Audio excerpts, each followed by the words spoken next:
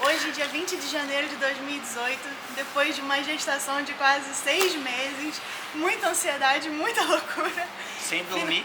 Sem dormir. Finalmente a nossa filha querida nasceu. E sabe o nome dela? Residência Permanente. Patrocínio Go North Consultoria de Imigração e Vistos. Entre em contato.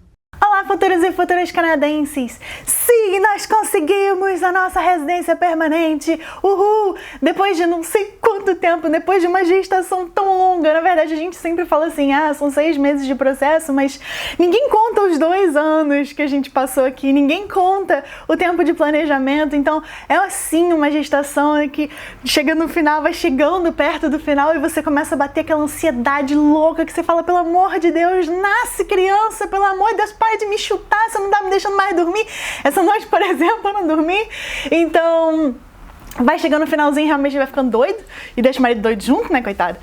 E então, se você ficou feliz com a nossa residência permanente e quer ser o próximo residente permanente aqui no Canadá, deixa o seu joinha, compartilha com a gente através do seu joinha, através dos seus comentários, a sua alegria em ver que a gente conseguiu o nosso objetivo e que você pode conseguir o seu também. Se a gente conseguiu, gente, vocês vão conseguir também, com certeza. E hoje eu vou contar pra vocês a história da nossa residência permanente, né? As emoções que nós passamos aí durante esse tempo, na verdade desde o dia, sei lá, 1º de maio, alguma coisa assim, quando o Thiago conseguiu ser elegível ao Canadian Experience Class.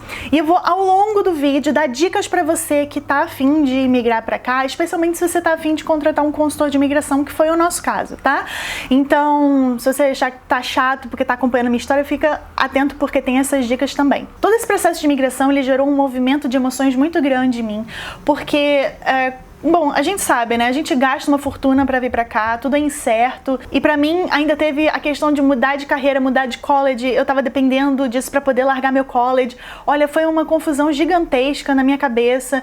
A residência permanente, assim, se eu tivesse continuado na mesma, como o Thiago, né? Vou continuar na mesma empresa, vou continuar na mesma posição, não vai mudar nada na minha vida. Aí eu não teria tido esse sofrimento todo que eu tive durante o meu processo, mas foi muito sofrimento por conta da quantidade de coisas que dependiam dessa residência permanente. Então, acho que faz todo sentido do mundo eu ter enlouquecido o Thiago, porque eu tava completamente doida. E eu acho que qualquer um que realmente teve mudanças gigantescas na vida devido à residência permanente vai entender um pouco desse sentimento que eu tive, assim. A gente batalha muito pra estar aqui, a gente planeja muito, a gente sonha muito, a gente, nossa, desiste e aposta em muita coisa, né? Bom, então eu vou contar um pouco antes, que foi quando nós fizemos as nossas 2 primeiras análises de perfil e que deu mais ou menos a mesma coisa. Nós 2 éramos elegíveis a aplicar com o Thiago como aplicante principal para Express Entry, para o BC PNP e para o PNP de Ontário. E como eu não queria morar em Vancouver, mas não queria mais morar em BC, eu falei, aqui a gente não faz o de BC. E como a moça que no final das contas acabou sendo a nossa consultora, eu acho que ela não fazia o de Ontário, eu não sei muito bem porque que a gente não fez o de Ontário, acho que, não sei, não importa se demorava muito ou porque que ela não sabia fazer, não sei o que era. A gente acabou optando por fazer o Express Entry, mas estava difícil o Thiago conseguir a nota de inglês, então a gente ficou meio com isso na cabeça. Bom, a gente acabou contratando essa consultora canadense que foi muito referenciada por outras pessoas e a gente acabou se decepcionando com ela por um erro que ela cometeu com a gente, que eu vou mais pra frente dizer. Eu acho que todo mundo pode errar, mas acabou que a gente ficou com uma certa birra com ela. E, né, se eu tivesse conhecido a Renata, que é a nossa parceira hoje de imigração, naquela época, com certeza teria fechado com a Renata e não com essa canadense, mas infelizmente, né, não consigo voltar no tempo e conhecer a Renata antes. Essa consultora também fez algumas coisas que eu achei inteligentes da parte dela e justas, e são coisas que eu vou compartilhar com vocês aqui hoje. A primeira, então, dica que eu vou dar, baseada no que ela fez com a gente, foi o seguinte: ela falou, eu não vou criar o seu perfil no Express Entry até você me mandar todos os documentos que você vai ter que usar no seu processo. E eu achei isso muito inteligente por um motivo muito simples. Quando você cria um perfil no Express Entry, e você é sorteado, você recebe um ITA, você precisa mandar em 90 dias para a imigração todos os seus documentos. E alguns documentos às vezes demoram, né? A equivalência demora. Às vezes você atingir a nota do IELTS demora. Eu acho que você nem pode criar um perfil no Express Entry sem o IELTS, mas às vezes você pegar as cartas de comprovação de experiência demora. Então esteja com todos os seus documentos antes de você aplicar para o Express Entry criar o seu perfil no Express Entry. Então tenha certeza, quando você for contratar um consultor de imigração, que ele vai te passar a lista dos documentos antes de criar o seu perfil, tá? Até porque eu não sei baseado em que ele faz o seu perfil se ele não tem os seus documentos. Se você ainda não tem uma equivalência, se você não tem ainda, né, todos os documentos para comprovar aquilo que ele vai ter que colocar no seu perfil, tá? Então, para você não ficar correndo atrás de documento em cima da hora, se, né, enlouquecendo, correndo atrás de assinatura de gente para fazer carta, essas coisas todas, esteja com todos os documentos antes, né, de você criar o seu perfil no Express Entry. Porque se você não enviar em 90 dias, você perde o seu convite para aplicar. Um pouco antes de maio, surgiu uma notícia dizendo que iam rolar pontos extras caso você tivesse irmãos canadenses ou residentes permanentes aqui no Canadá e se você soubesse falar inglês e o francês. E aí isso encaixou perfeitamente pra gente, porque o Thiago tem uma irmã que é residente permanente aqui no Canadá. Então a gente ia ganhar pontos extras, uhul! Né? Então faria com que o Thiago não precisasse sofrer tanto com a questão do IELTS, né? Antes do Thiago conseguir o primeiro ano de Canadian Experience dele, a gente tava com 323 pontos. Quando ele conseguiu, né, no dia 1º de maio, a gente passou para 405 pontos. E aí, finalmente, o Thiago, no dia 7 de maio, foi fazer a prova de inglês e ele conseguiu a nota de CLB 10, CLB 9, CLB 9 e CLB 7, o que fez com que a nossa nota desse um pulo para 428 pontos. Nossa, foi uma alegria, uhul, que beleza! Isso ainda em maio, então a gente não precisava mais da nota da irmã do Thiago, que só ia entrar em vigor em junho, e a pontuação da Express Entry já estava baixa, estava 415 mais ou menos. Então a gente vai ser sorteado no próximo sorteio, e a gente fez tudo bonitinho, falou, agora que a gente vai ser sorteado, não sei o quê.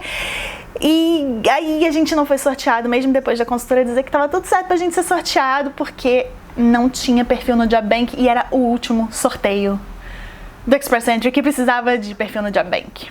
Então a gente não foi chamado. Eu tinha feito uma festa enorme, contei pra todo mundo que eu conhecia que eu tinha recebido o convite para emigrar e foi muito triste, assim, foi decepcionante, na verdade. A gente passou o mês de junho inteiro esperando, então, um outro sorteio para que pudéssemos ser chamados, né, já com o perfil do JobBank criado, sem necessidade de criar agora, porque afinal de contas, né? E mandamos também mais documentos da irmã do Thiago, porque um pouquinho a mais é sempre bom, né? Então a gente ficou com 443 pontos com a pontuação da irmã do Thiago. E o sorteio seguinte foi maior do que isso. Que demorou pra vir, porque, né, demorou acho que 3 semanas pra vir. Gente, finalmente, hoje, dia 12 de julho de 2017, a gente recebeu o nosso ITA e... Nossa, no meio da aula! Muito feliz, muita gente comemorou já comigo e é isso. Uhul. Esse momento de alegria só deixou de ser alegria no momento em que eu resolvi compartilhar com os meus amigos canadenses, porque sim, depois disso eu fui comemorar com os meus amigos canadenses. E aí entra a minha outra dica.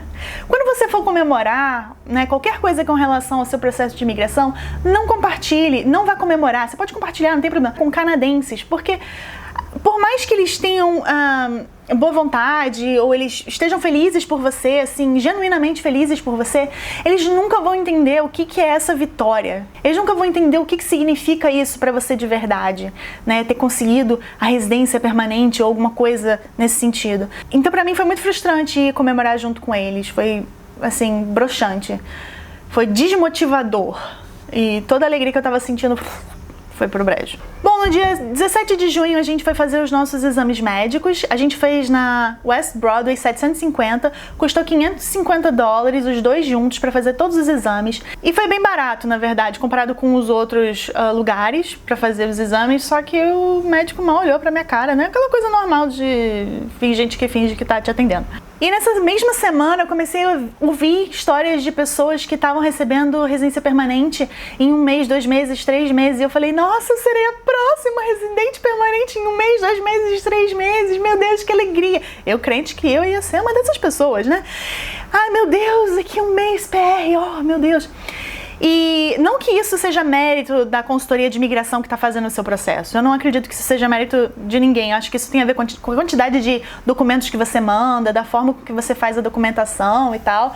Eu conheço gente que fez sozinho e que também saiu muito rápido, então acho que vai de caso para caso mesmo. E já que eu falei agora dessa questão de depender de consultoria ou não, para sair rápido ou não, eu gostaria de dar mais algumas dicas com relação a essa questão de consultoria. A primeira coisa é...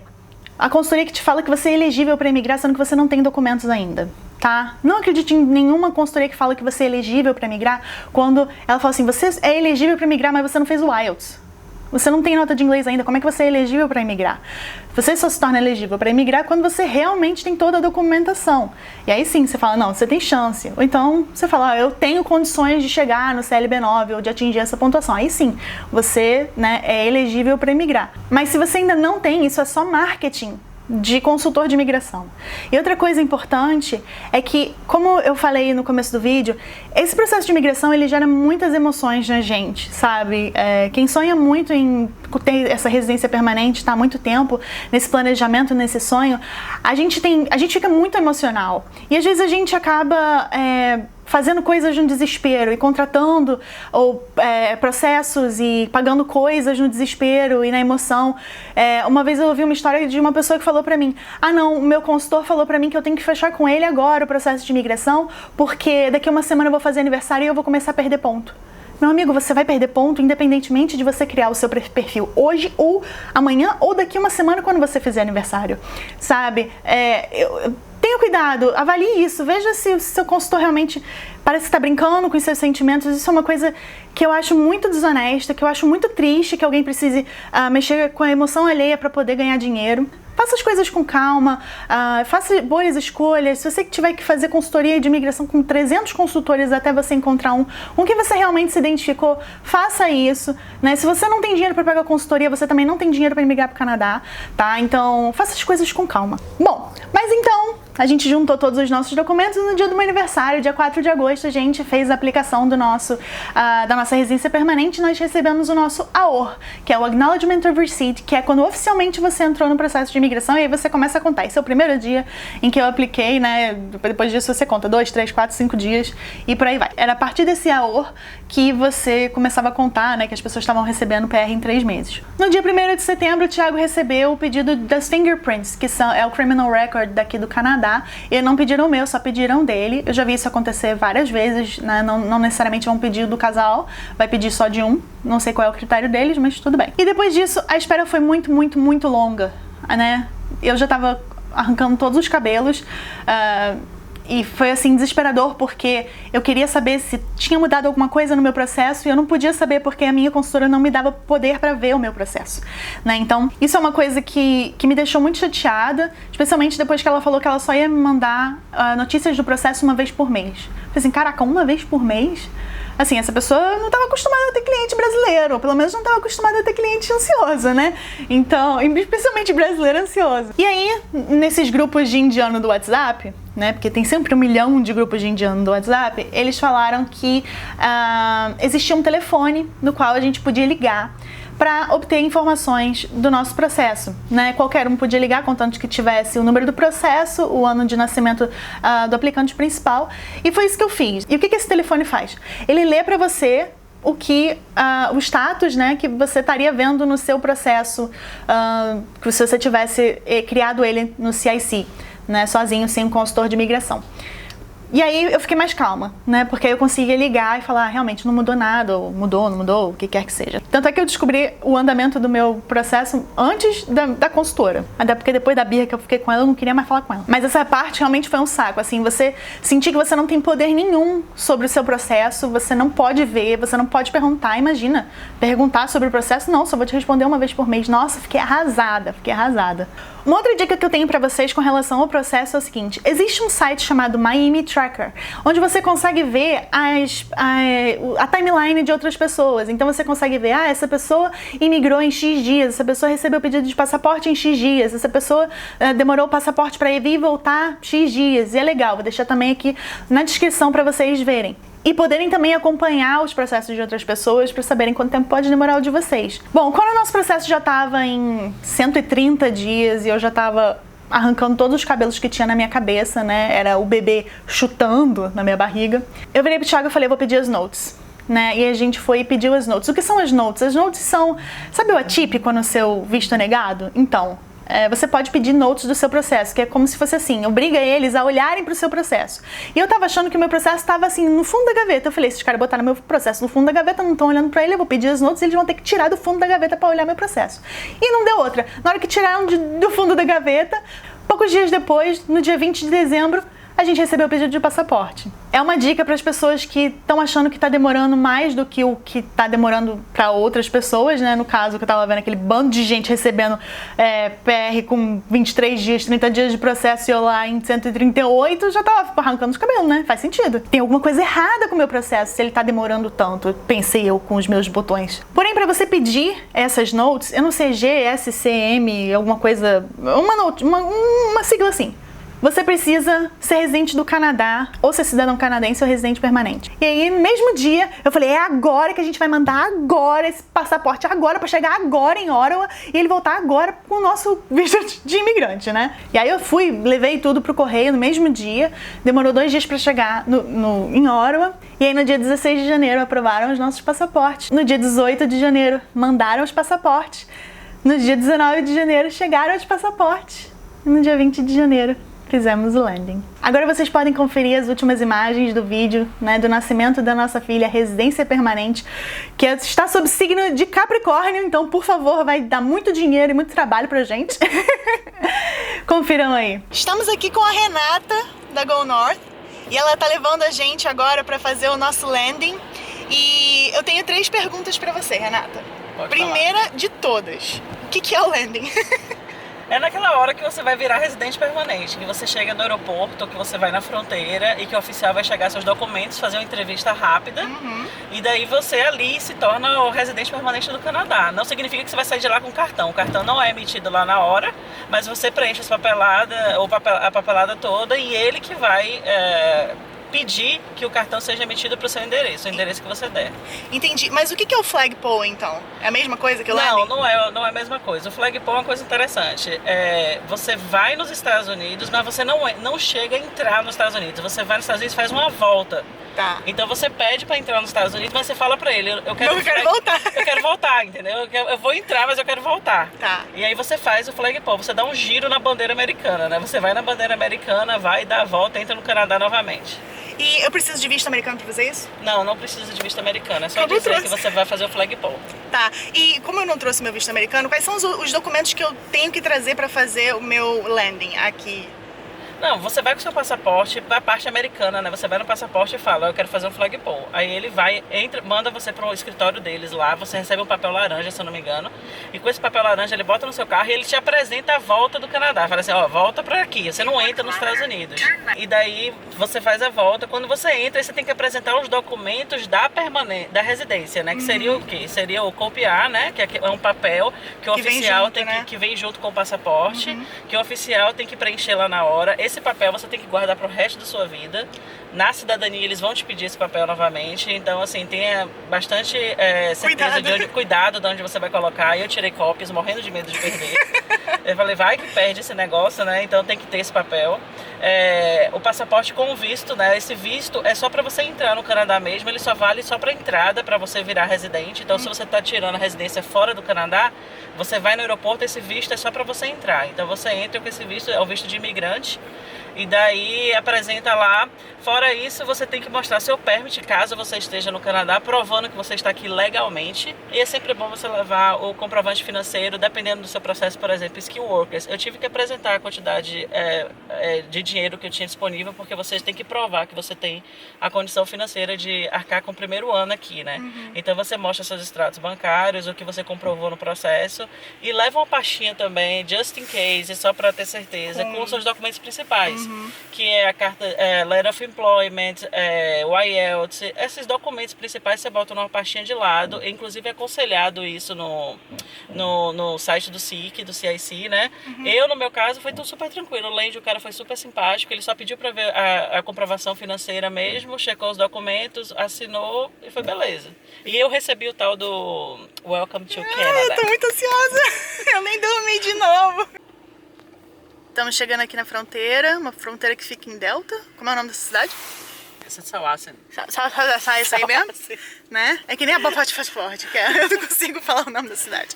Então, A gente vai atravessar pra lá então e depois a gente vai voltar. Acabamos de tirar a nossa residência permanente e mais uma vez eu chorando, né? Toda vez que acontece alguma coisa com o meu planejamento eu começo a chorar. Muito obrigada a todo mundo que assistiu o vídeo hoje, deixe seu joinha. E é isso, a gente se vê na próxima.